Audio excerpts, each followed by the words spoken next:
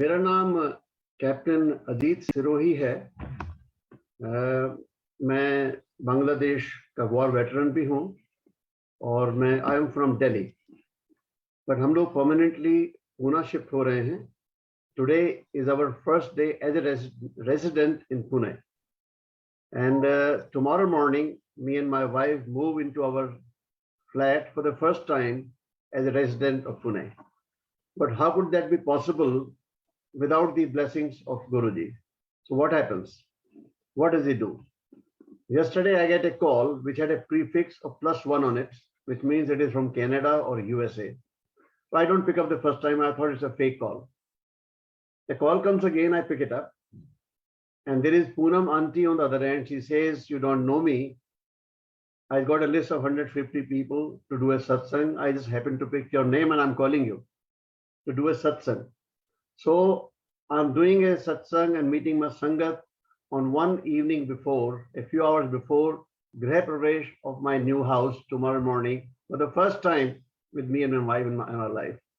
So you may not call it Guruji's grace or blessing, but these are the things very normal for him he does. Uncalled for, I don't know anybody in Vancouver. I've never been on this platform and I just get a call to join in. Jai Guruji. Thank you so much. जो मैं आपको आज सत्संग सुनाने की कोशिश करूंगा उसमें it is not about a single act of miracle और हिज पावर, वो तो आप सब लोग जानते हैं, भक्त हैं, जुड़े हुए हैं।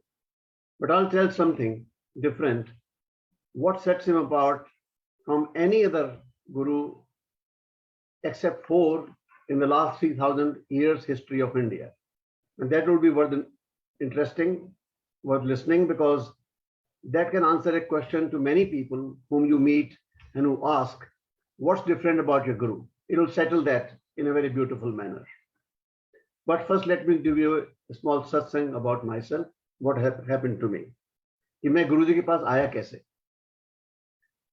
देखिए, मैं एक आर्य समाज फैमिली को बिलोंग करता हूँ, जहाँ पे आप लोगों को मालूम है घर में आइडल कोई रख नहीं सकते, किसी भगवान की पूजा कोई अलाउड नहीं होती है।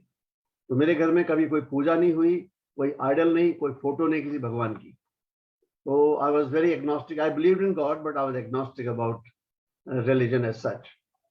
आई am also an ex army officer, और आप सब जानते हैं कि आर्मी में कोई रिलीजियस एक्टिविटी नहीं होती है, कोई अलाउड नहीं है except personal level.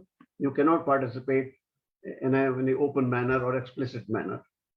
And third and last, I belong to a community which is Jat community, which is famous for being non-religious. So if you combine all the three, you can see how difficult a person I was to accept anything spiritual or being religious. My wife is very religious, so she will go to temple every week. So she used to ask me to come with her. I used to try and duck it, not go, but she'll practically pull me by my hair. And I'll be going kicking and shouting and screaming. I'll go with her to the temple and come back. तो आके पूछती थी कुछ हुआ क्या, मैंने कहा कुछ नहीं हुआ। तो 25 साल तक यही चलता रहा। वो रोज ले जाए मुझे, कभी इस टेम्पल में कभी उसमें, बार बार पूछती थी, सोचती थी शायद मैं कन्वर्ट हो जाऊं। बोली कुछ हुआ, मैंने नहीं कुछ भी नहीं हुआ। तो बाद में तंग आके वो ये भी कहने लगी कि अच्छा होता, इससे अच्छा मैं किसी बैंक वाले से शादी कर ली थी। इनको रिश्ता आया था उसको पहले, कहते वो बैंक वाले से शादी कर ली थी, शायद कम से कम मुझे मंदिर तो वो ले जाता। मतलब हालत यहाँ तक आ गई थी। She was quite fed up of me as far as the religious matters are concerned. Now then, how did I become a follower of Guruji? मेरे एक जानने वाले थे दिल्ली में, जो इंडिया के पहले एम्बेसडर रहे थे और लास्ट एम्बेसडर वो सिंगापुर में थे, मेरे रिलेशंस में हैं वो। तो बाद में हरियाणा के एडवाइजर बन गए थे। उनका ऑफिस था फुडको प्लेस में दिल्ली में। तो उन्होंने कहा कि तू मुझे मिलने आ जा। तो मैं उनसे मिलने जाता था, मेरे घर के पास थे वो। तो जैसे ही अपने ऑफिस में घुसते थे, उनके पास ब्रीफकेस होता था, वो सोफे पर रख के अपनी ऑफिस टेबल पे चले जाते थे। ऑफिस टेबल पे एक बहुत बड़ा फोटो रखा हुआ था, facing his chair and away from the sofa I was seeing only the back, so I could see what the photo is about. वहाँ एक थाली रखी थी, उसमें वो जलाते थे मोमबत्ती, मत्था टेक के उसको, और आके बैठ जाते थे। मैंने कहा अजीब आदमी है, ऑफिस वर्किंग टेबल के ऊपर फोटो रखा हुआ, उसी पे थाली रखी है। मैंने देखा है, I have seen people having gods idols, but behind the table on a mantelpiece और समवेयर एल्स इस बंदे ने अपने वर्किंग टेबल के ऊपर फोटो रखा हुआ, उसी पे थाली रखी हुई। तो मैंने कहा चारों तरफ लोग बैठते होंगे, कैसे फील करते होंगे। मैंने कहा बूढ़ा आदमी है, सठिया गया है, वरना ऐसे काम कौन करेगा। एक हफ्ते बाद फिर यही हुआ, उन्होंने अपना बैग रखा, फिर वहां गए, मत्था टेका और वो अगरबत्ती घुमाई और आगे फिर बैठ गई। मैंने कहा यार ये आदमी सठिया गया है, ऑफिस टेबल के ऊपर पूजा कर रहा है। तो एक दिन बोले, वो बुजुर्ग थे, कि आज चलो तुम्हें डिनर के लिए लेके चलता हूँ। मैंने कहा मुझे डिनर नहीं खाना। बोला नहीं नहीं, आज मेरी तबीयत कर रही है, तो तुम्हारे साथ डिनर खाना है मुझे। तो बुजुर्ग आदमी थे, मैं रेस्पेक्ट करता था, मैंने कहा चलो खिला देना। तो मुझे पकड़ के ले गए और एक एम्पायर स्टेट बिल्डिंग है, वहां चले गए। मैंने यहाँ कहाँ जा रहे हो, यहाँ तो रेस्टोरेंट है ही नहीं। कहते है, यहाँ बहुत बड़ा रेस्टोरेंट है, मेरे साथ चलो तुम। अंदर गए तो उन्होंने एक घर में जाके अंदर घुसे, तो वहाँ वो शब्द चल रहे थे, मैंने सुना बाहर से, और वहाँ लोग बैठे हुए थे नीचे पालती मार के जमीन पे। तो मैंने कहा भाई साहब ये तो गलत जगह आ गए, यहाँ तो रेस्टोरेंट है ही नहीं।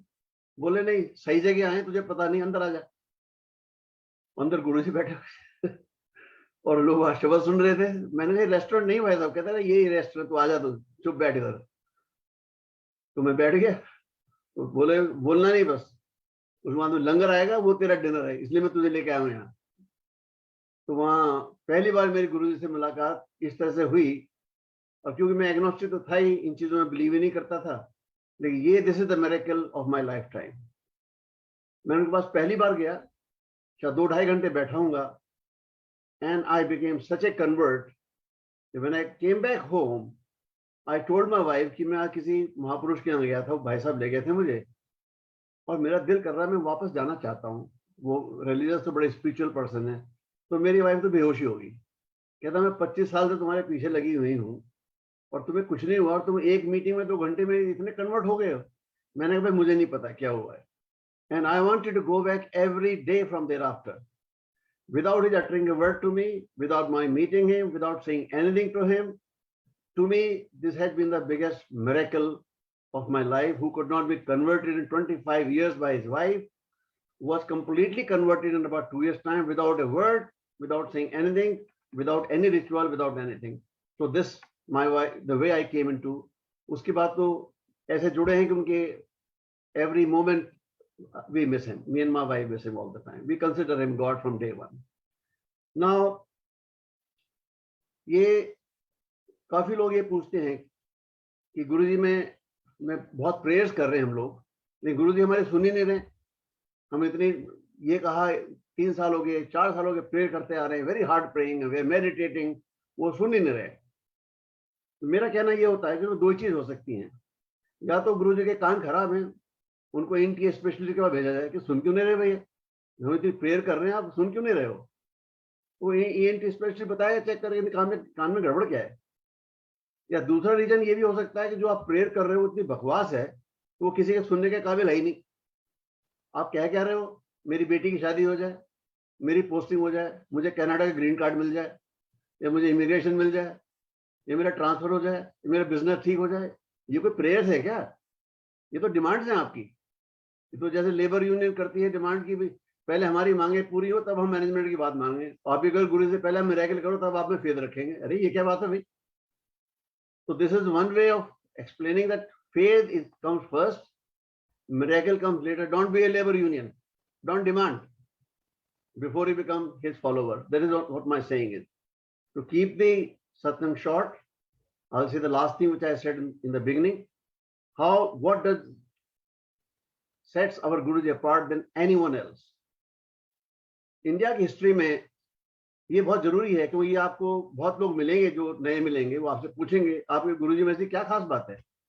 आप कुछ मिरेकल के बारे में बताओगे, उनकी पावर्स के बारे में बताओगे, वो कहेगा वो तो सच साई बाबा थे बेंगलोर के, वो तो उससे भी ज्यादा पावरफुल थे, और उन्होंने उससे भी ज्यादा मिरेकल किए। ये argument you can never settle.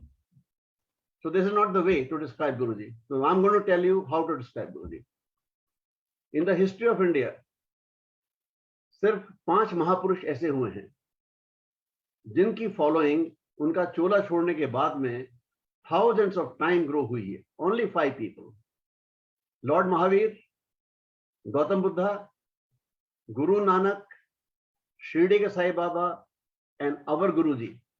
There is no 6th person in the history of India whose following has multiplied by thousands of times after they left the body. You can look around, you will not find a sick person. I think I don't speak more than this to anybody who asks me what's different about your Guruji. I say, this is all I have to say. There must be something. I don't need to explain any further. People are not fools. People are educated all over the world. They are connecting to him. Now, this is all I have to explain about him. I won't say anything further about him. So I thought I'll share this very important way of describing Guruji to others, which otherwise becomes very difficult to people who are not connected. Those who are connected, they don't need anything. They know everything that he is God. But those who are not, they need to be told something so they can connect with him. I will end my satsang only with this. I will only say a vision of life without Guruji is an illusion. Jai Guru.